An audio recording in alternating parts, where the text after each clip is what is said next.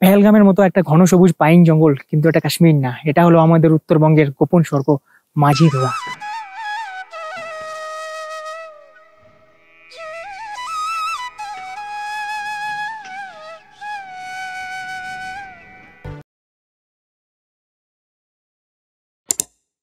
Hello everyone, welcome back to new another blog.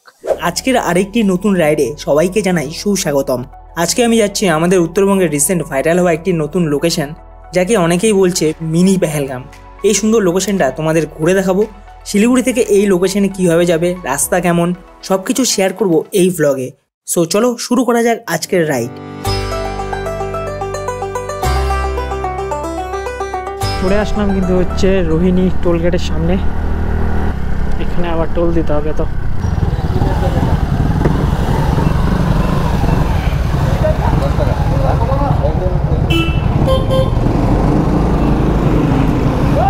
Hello hello,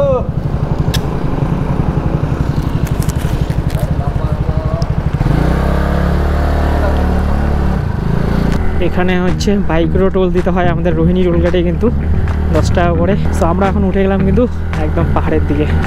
এখন আমরা রোহিণী পার করে কিন্তু যাচ্ছি হচ্ছে সোজা কার্শিয়াংয়ের দিকে।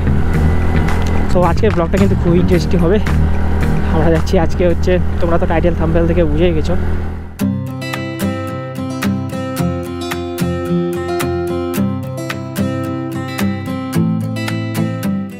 আমরা পৌঁছে গেলাম কিন্তু কার্শিয়াংয়ে। দেখতেই পাচ্ছি এখানে একটা কার্শিয়াংয়ের view point, I love Kurseong বলে একটা বোর্ড আছে। সো এখন যাচ্ছি আরও উপরে। এবার আমরা কার্শিয়াং থেকে যাচ্ছি কিন্তু সোনাদার দিকে, তারপরে সোনাদা হয়ে কিন্তু ঘুম হয়ে আমাদের হচ্ছে মেন লোকেশান। সো চলো, ওয়েলকাম টু কার্শিয়াং। এবার আমরা ঢুকতে যাচ্ছি কিন্তু কার্শিয়াং টাউনের দিকে। কার্শিয়াং থেকে সোনাদা কিন্তু আরও 16 কিলোমিটার, আর ঘুম এখান থেকে 26 কিলোমিটার।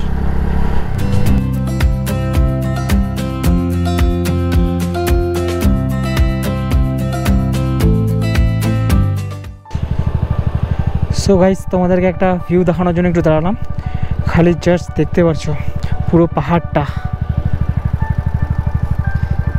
এটাই হলো আমাদের কার্শিয়াংয়ের খুবসুরতি। এখন চলে আসলাম কিন্তু হচ্ছে সোনাদাতে, আর ঘুম এখান থেকে 1.5 কিলোমিটার মাত্র। ফাইনালি আমরা পৌঁছে গেলাম কিন্তু ঘুমে। এই হলো হচ্ছে ঘুমের রেল স্টেশন। সো তোমাদের কিন্তু এই রাস্তাটা দিয়ে সোজা চলে যেতে হবে ঘুম রেল স্টেশনের পাশ দিয়ে, যে রাস্তাটা।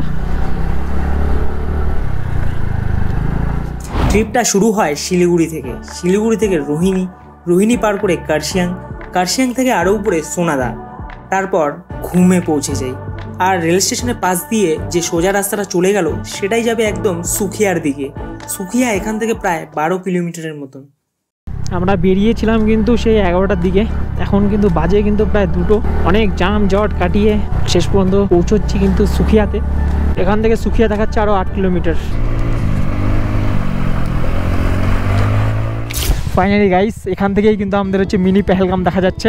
এই যে দেখতেই পারছো, ওই যে স্কুলটা, এই যে মাঠটা, আর এখান থেকে শুরু হবে পাইন ফরেস্টটা। তার জন্য আমাদের এতটা আরও নিচে নামতে হবে। এখন নিচে নেমে এদিকে আসতে হবে। আমরা কিন্তু পৌঁছেই গেছি। এই হলো দেখতে পাচ্ছ একটা হচ্ছে পেট্রোল পাম্প, এটাই হচ্ছে সুখিয়া পুকুরির পেট্রোল পাম্প। তো এই পেট্রোল পাম্পের অপোজিটে দেখতে পাচ্ছ একটা নিচ দিক দিয়ে রাস্তা নেমে গেছে। এই রাস্তা দিয়েই তোমাদের হচ্ছে নিচে নামতে হবে।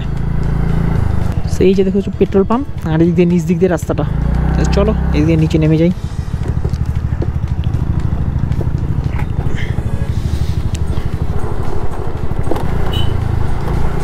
আমরা কিন্তু পৌঁছেই গেছি, আর একটু মাত্র দূর আছে।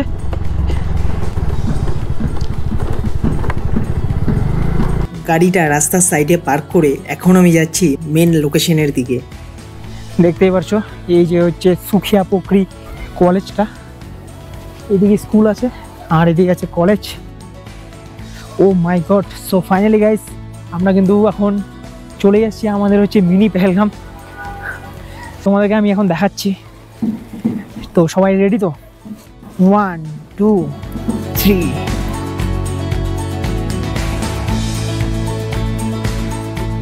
এই যে দেখতে পাচ্ছ, এটাই কিন্তু হচ্ছে স্কুলের গ্রাউন্ডটা, আর তার পাশ দিক দিয়ে এই হলো হচ্ছে মাঝিধরার ভিউ পয়েন্টটা। ওয়াও! এখানে পৌঁছে প্রথমে যেটা মনে হলো আমি যেন দার্জিলিং না বরং কাশ্মীরের কোনো নিঃশব্দ পাইন জঙ্গলে চলে এসেছি। কিন্তু এটা কাশ্মীর না, এটা আমাদের নিজেদের উত্তরবঙ্গের Majhidhura pine forest. So finally guys চলে আসছি এরকম সুন্দর দেখতে পাচ্ছ ভিউ পয়েন্টে। চারিদিকে শুধু বিশাল বিশাল কিন্তু পাইন গাছ, আর সবগুলো গাছের খালি ডিজাইনটা দেখতে পাচ্ছ, ওয়াও যাকে বলে একদম।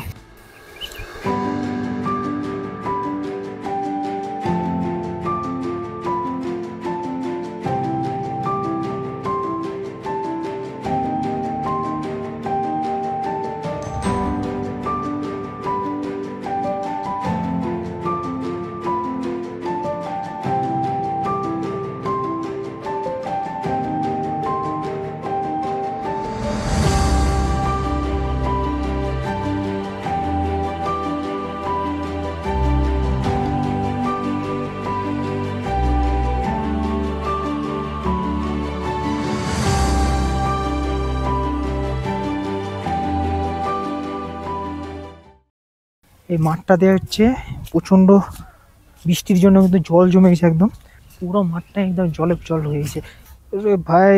বাট বর্ষার সময় এখানে আসা খুব মুশকিল কিন্তু, কারণ হচ্ছে পুরো জায়গাটা হচ্ছে একদম কাদা দিয়ে ভর্তি। এমনি তো এখানে অনেক যোগ দেখতে পাচ্ছি, তার উপর যদি এরকম কাদা থাকে তাহলে বুঝে নিও। রে বাবা রে, যোগ ধরা রে, যোগ ধরা। ভাই এখানে কিন্তু অনেক যোগ আছে, অনেক।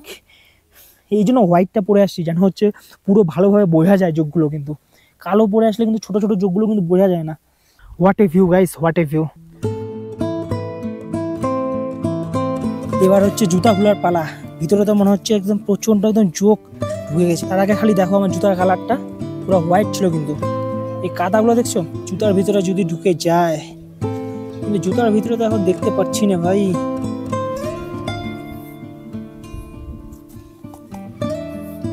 नहीं तो सच में यार एक भी नहीं है यार। বাড়ির থেকে কিন্তু নিয়ে আসছি কিন্তু লবণ, ঠিক আছে গাইস? তোমরা কিন্তু বাড়ির থেকে লবণ টবণ নিয়ে আসবা, কারণ বলা তো যায় না, না একটু লবণ দিয়ে দিই চুদার ভিতরে, দেখলাম তো নাই, ওদিকে দিয়ে লাভ নাই, ভিতরেই ঢুকাই দিই। তোমরা বাড়ির থেকে লবণ নিয়ে আসবা, এখানে আসতে গেলে ভাই এটুকু কিন্তু কষ্ট করতেই হবে।